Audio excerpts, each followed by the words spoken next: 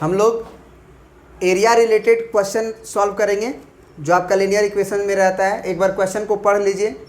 क्या कह रहा है कि solve each of the following, मतलब बहुत सारा क्वेश्चन था इसीलिए बोला है each of the following given system of equations graphically, मतलब ये दो इक्वेशन है तो इनको सॉल्व करना है graphically. And find the vertices and area of the triangle formed by these lines and x axis. मतलब ये हुआ कि इन दोनों लाइन को सॉल्व करके सबसे पहले आपको सॉल्यूशन बताना है, और इन दोनों लाइन और एक्स एक्सिस, ये भी एक लाइन है, ये भी लाइन है, और एक एक्सिस भी लाइन है। जब तीन गो लाइन मिल जाएगा तो एक ट्रायंगल बन जाएगा। तो उस ट्रायंगल का वर्टिसेस निकालिए और एरिया निकालिए।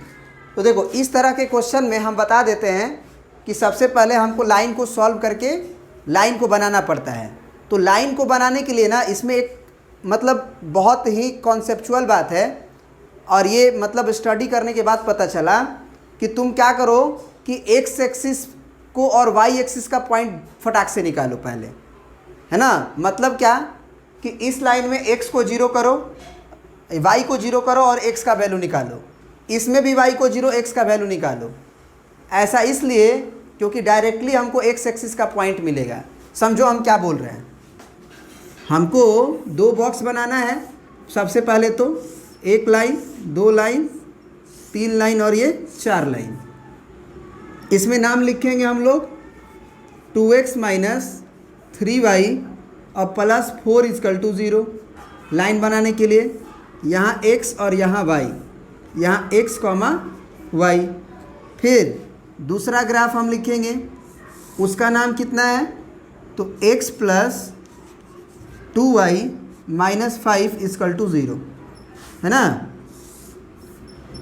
ये हुआ एक लाइन, दो लाइन और ये हुआ तीन लाइन।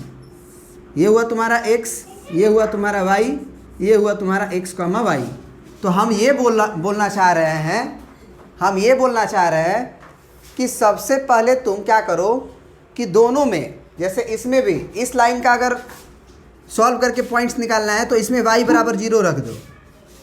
तो y = 0 रखोगे तो x तुरंत क्या मिलेगा, ये हो जाएगा 2x - 3 × 0 अब प्लस 4 = 0। तो यहाँ से x का वैल्यू तुम्हें क्या मिलेगा बताओ, ये तो 0 हो गया। 4 उधर जाएगा तो -4, ये 2x था। अब x निकालोगे तो -4/2, यानी कि आपका हो गया 2। तो x का वैल्यू हो गया -2। इसका मतलब y = 0 पे x = 2 है। हो गया।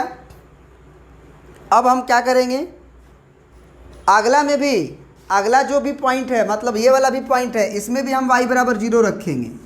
तो y = 0 रख के x निकालेंगे। ये एरिया रिलेटेड क्वेश्चन में हम पक्का करेंगे। क्यों करेंगे देखना, ग्राफ कितना आसान हो जाएगा और जल्दी से बन जाएगा, फास्ट कैलकुलेशन होगा। तो y = 0 रखोगे तो क्या होगा, x + 2 × 0 - 5 = 0। तो यहाँ से 0 हो गया ये, और -5 उधर जाएगा तो 5, तो x = 5। ये पॉइंट फटाफट भरते जाएंगे। और भी पॉइंट्स निकालिए, और भी पॉइंट्स निकालिए, क्योंकि हमको ग्राफ बनाने के लिए कम से कम 2 पॉइंट चाहिए ना।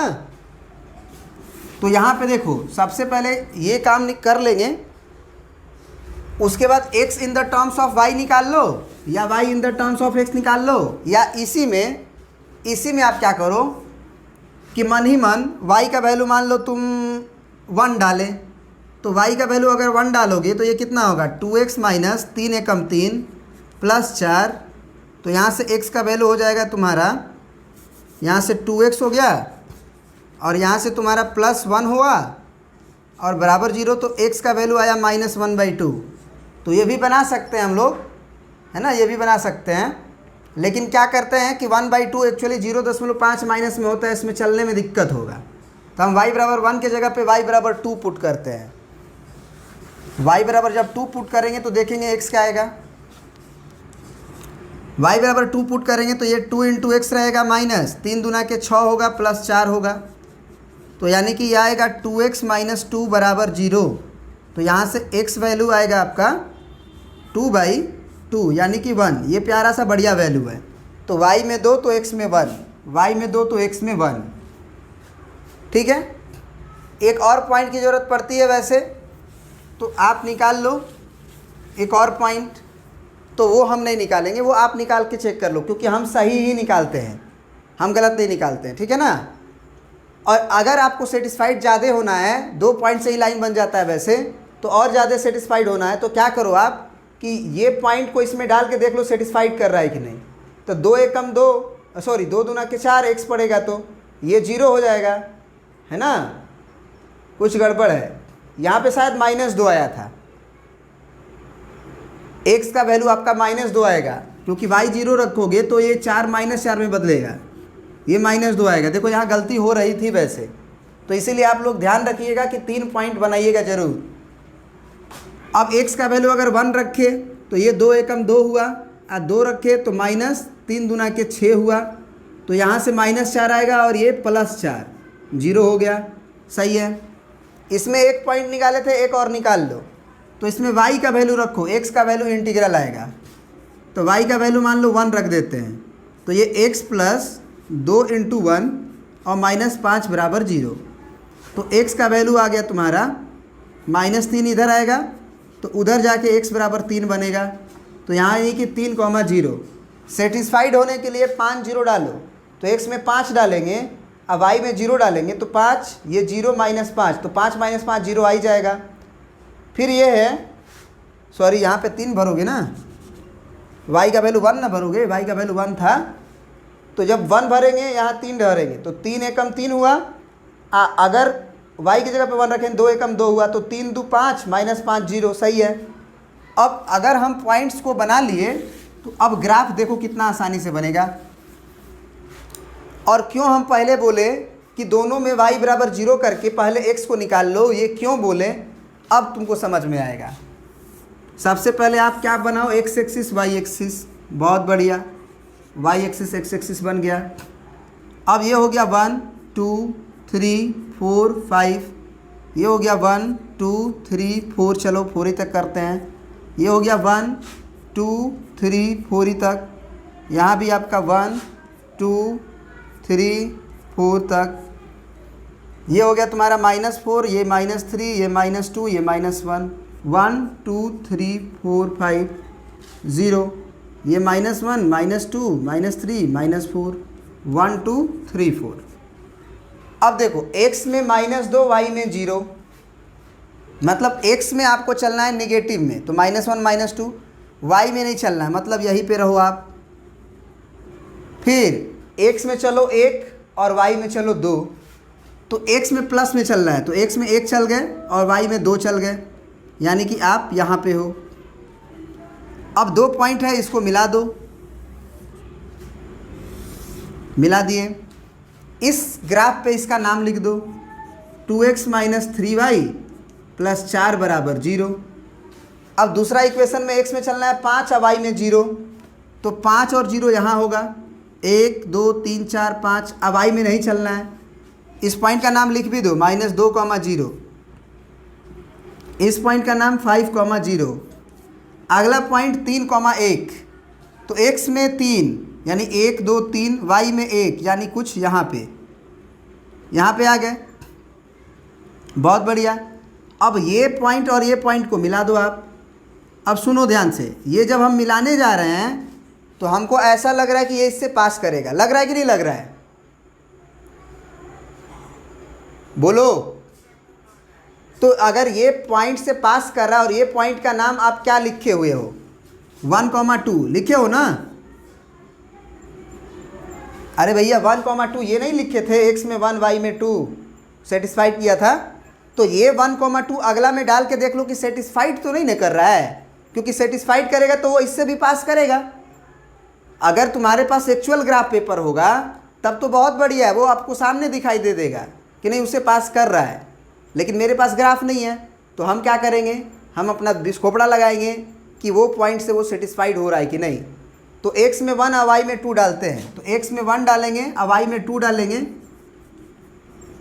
तो ये हो जाएगा तुम्हारा 1, ये हो जाएगा तुम्हारा 2 दूना के 4, ये तो सेटिस्फाइड कर गया।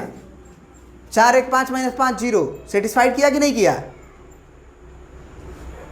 यानी किया तो हम इसमें क्या लिख देंगे, x बराबर 1 y बराबर 2 और इससे पास करा देंगे। तो ये एक बात सीखे यहाँ पे कि इससे सेटिस्फाइड कर गया। अब इस ग्राफ पे इसका नाम लिख दो, इस ग्राफ पे इसका नाम लिख दो।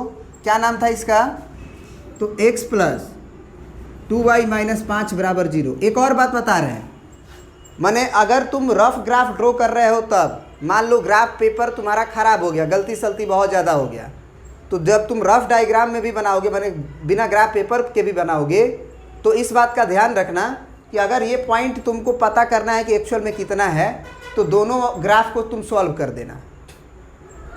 चाहे आप इक्वेटिंग मेथड से सॉल्व करो या सब्स्टिट्यूशन मेथड से सॉल्व करो या क्रॉस मल्टीप्लिकेशन मेथड से सॉल्व करो, माने कि दो लीनियर इक्वेशन को सॉल्व करने का तरीका तो जानते हैं ना, एक्स और वाई का वैल्यू निकाल लें, उसको सॉल्व करके ये पॉइंट को निकाल लेंगे। अब देखो ये तो मान लो निकल गया, मान के चलो। अब ये पॉइंट अगर तुम्हारा निकल गया 1,2, तो याद करो कि तुमको सबसे पहले क्या बोला था, सॉल्व करके इक्वेशन का सॉल्यूशन बताना दोनों ग्राफ का। तो सॉल्यूशन क्या लिख देंगे, सॉल्यूशन लिख देंगे x बराबर 1 और y बराबर 2, x बराबर 1 y बराबर 2।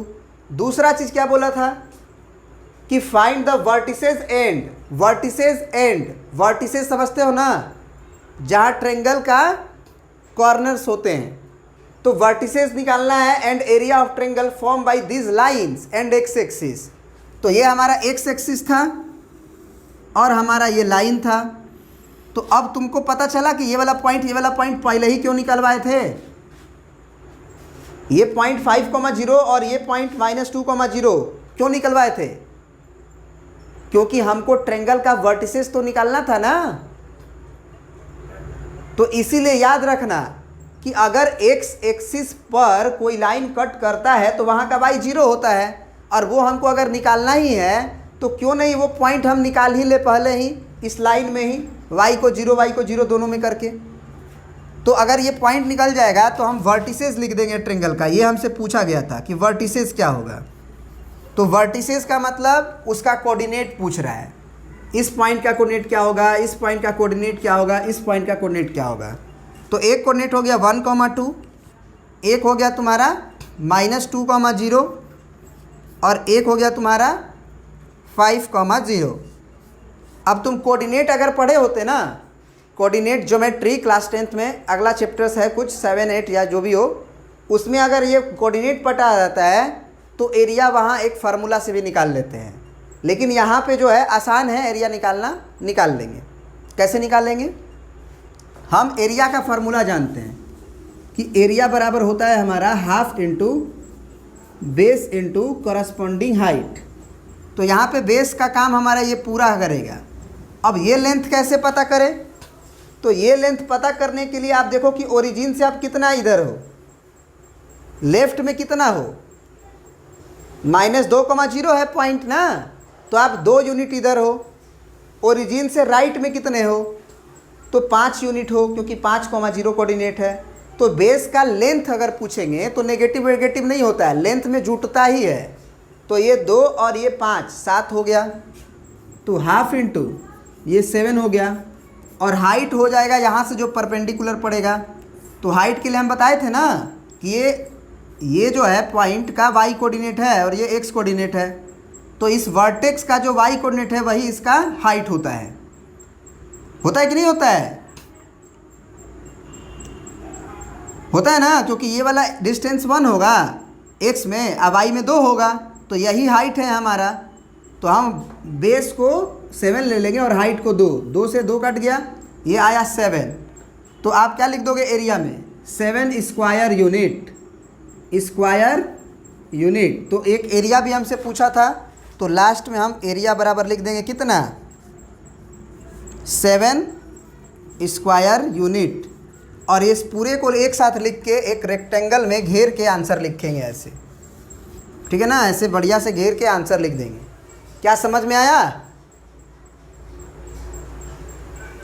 चलिए प्रिंट कर लीजिए। बात क्या क्या ध्यान देना है फिर से सुन लीजिए। दोनों लाइन में सबसे पहले y को 0 करके x निकाल लीजिएगा, क्योंकि एक वर्टिसेस ट्रायंगल का पता चल जाएगा दोनों। और ग्राफ को जब सॉल्व कर रहे हैं तो ये पॉइंट तो निकलेगा ही निकलेगा, इस बात का ध्यान दीजिएगा। बाकी सब तो आप करिएगा तो समझ ही जाइएगा। तुम क्या पूछ रहे हो कि सर ये जो एंड पॉइंट है इसका मिड पॉइंट निकालना होगा, तो कैसे निकालेंगे, यही ना।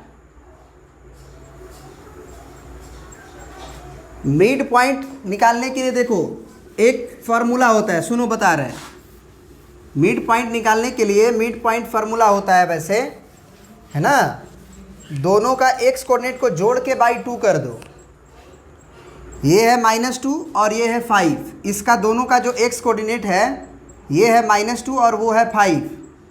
तो -2 और +5 को जोड़ो और डिवाइडेड बाई 2 कर दोगे तो वो मिड पॉइंट आ जाएगा।